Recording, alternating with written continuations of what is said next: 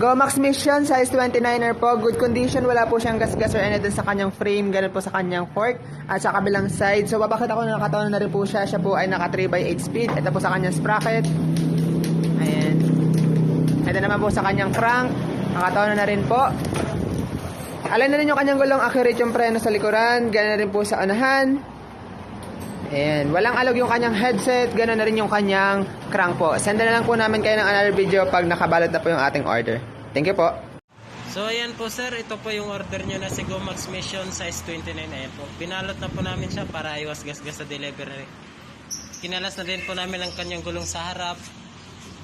Manobela, pati yung upuan na pedal, nandito po yun sa may box. Binawasan na din po namin ang hangin ng kanyang mga gulong sa harap, pati sa likod.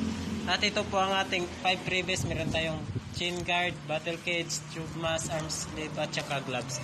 Magsisend na lang po kami ng